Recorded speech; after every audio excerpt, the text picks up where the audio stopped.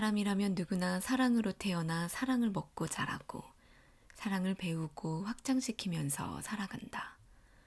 무릇 생명 있는 것들은 다 사랑으로 인해 태어난다.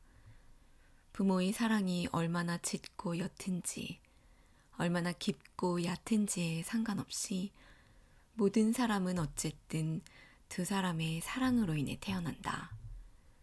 비단 부모의 사랑만이 아니다.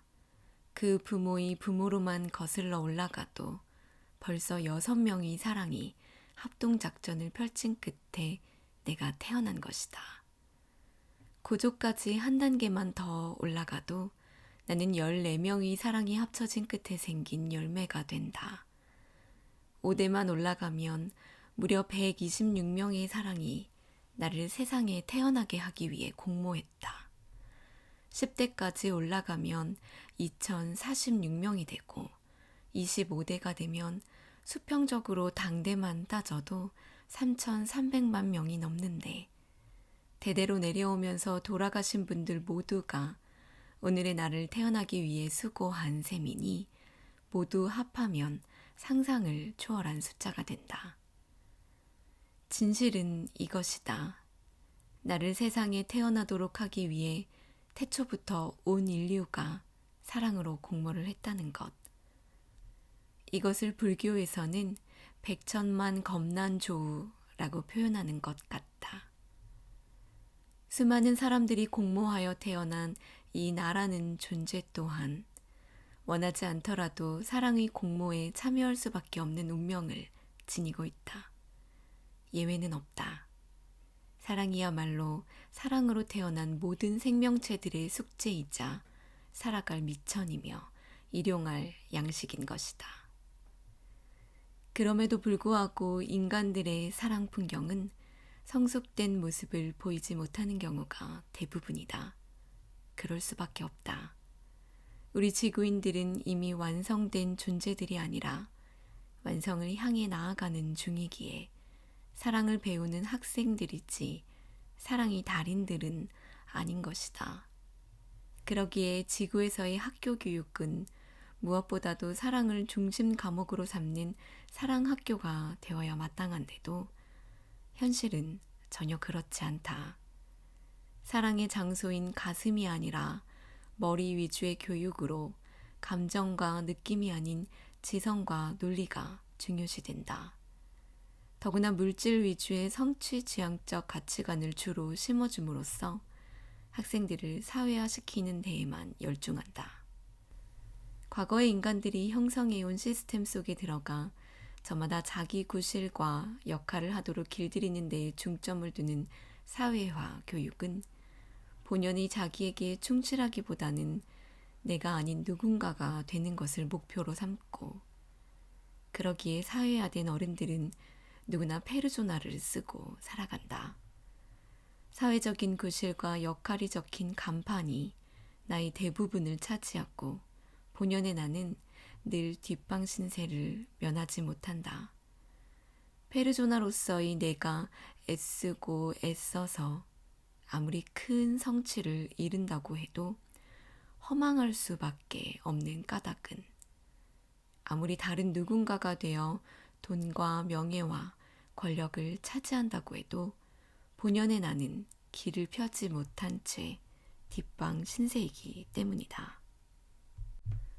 진정한 자신이 뒷방 신세만 지고 있어서는 외로움과 허기를 피할 길이 없고 그렇게 외로운 존재들끼리 나누는 사랑은 마이너스에 마이너스를 곱하면 플러스가 되는 공식에 따라 그럴듯한 합의를 이룬 듯 보여도 겉보기에만 그럴 뿐 플러스와 플러스를 곱해 플러스가 되는 충만한 합의에는 이룰 수 없는 운명을 갖게 된다.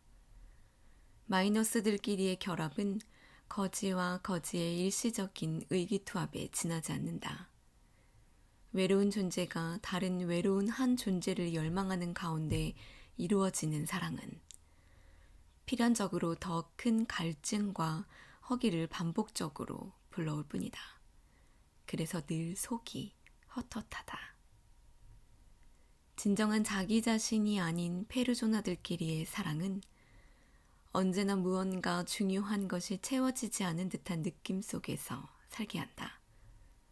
페르조나로서의 삶은 반드시 무엇인가로 채우지 않으면 불완전하다는 느낌을 바탕에 깔고 진행되기 때문에 그들이 나누는 사랑 또한 반드시 상대방에 대한 요구가 따르게 마련이다. 그들의 사랑은 있는 그대로 만족하는 법을 알지 못한다. 상대방에 대한 이런저런 요구와 서로에 대한 필요 속에서 나누어지는 사랑은 사랑이 아니다.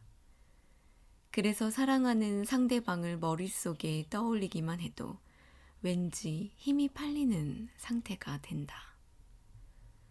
페르소나 위주의 사랑은 늘 상실과 아픔이 따라다닌다. 그리고 사랑으로 태어나서 사랑을 먹고 살아가는 인간에게 사랑의 식량이 부족하다는 것은 매우 치명적이다. 근본적으로 크게 돌이키지 않으면 안 된다. 페르소나를 벗어던지고 진정한 자기 자신으로 돌아가야 한다. 페르소나 위주의 삶은 결국 언젠가는 심각한 우울증의 증세를 겪을 수밖에 없고 그 우울증은 본연의 나의 소리를 외면하고 억눌러서는 치유될 길이 없다. 이 책의 저자인 리처드 엘퍼트는 머리 위주의 교육 시스템에서 최우량 학생이었기에 30도 안 된 나이에 초인류인 하버드 대학교의 심리학 교수 자리까지 꿰차게 된 잘 나가는 지식인이었다. 인간의 마음을 탐구하는 최전선에서 LSD를 이용한 의식 확장 실험에 나섰다가 교수직에서 파문당한 30대의 그에게 남은 인생은 참으로 아득했을 것이다. 그는 말한다. 무조건적인 사랑에 한 번이라도 노출되어 본 사람은 그 이전으로 돌아갈 길을 잃어버린다고. 세상의 사랑은 설령 부모의 사랑이라 할지라도 이것저것 조건이 붙게 마련이지만 어느 날 낯선 땅, 낯선 곳에서 만난 낯선 사람이 그에게 주는 사랑에는 아무런 이유도 조건도 붙어 있지 않았다.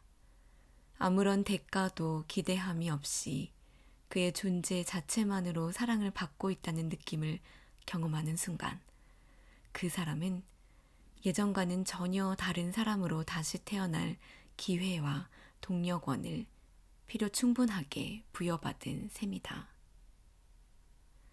그가 몸담게 된 사랑은 파도가 밀려오면 그 파도와 함께 솟구쳐서 절정에 올랐다가 썰물 때가 되면 다시금 목이 마르게 되는 그런 사랑이 아니었다.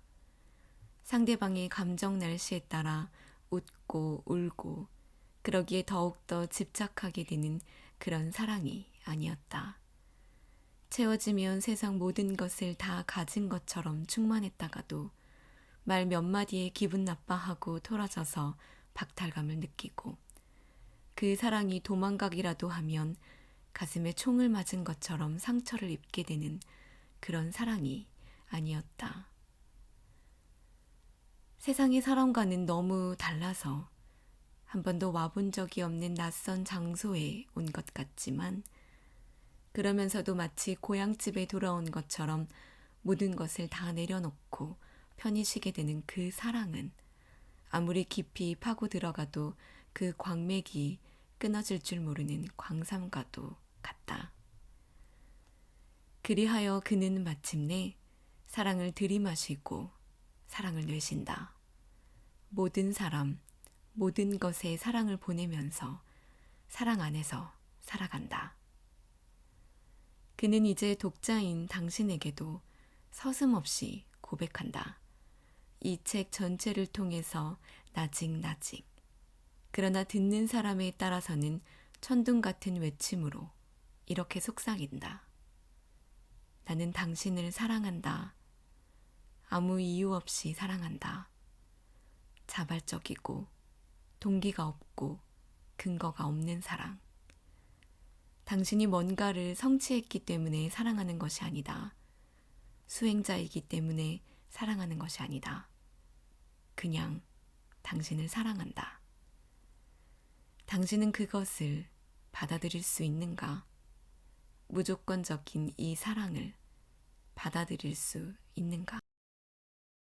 인도에 가서 평생의 구루를 만나 새 사람이 되어 돌아온 전 하버드 대학교 심리학 교수 람다스의 첫 책, Be Here Now는 200만 부 넘게 판매된 베스트셀러로 그의 수행 일기장이라고 할 수 있을 정도로 우리를 그의 수행 현장으로 직접 데려가주는 책이다. 거기에 비해 지금 사랑하라, Be Love Now는 79세가 된 람다스가 지금 여기에 현존하는 것만으로는 충분하지 않으며 사랑으로 현존해야 비로소 충만한 삶을 영위하게 된다는 것을 절감하면서 그동안 마음 가슴으로 익힌 사랑의 열매를 거두어 세상 독자들에게 보내는 선물이라고 할 수 있을 것이다. 람다스가 가리켜 보이는 사랑이 더 많은 이들의 별빛이 되어 저마다의 길을 밝혀주기를. Be here now라는 말이 한묶음의 보통 명사처럼 쓰이게 되었듯이 이제는 Be love now가 세상 사람들의 화두가 되어지기를. 그래서 사랑이 이 지구 학교의 주요 공부 과목으로 대두되어 세상이 더 많이 밝고 따뜻해지기를.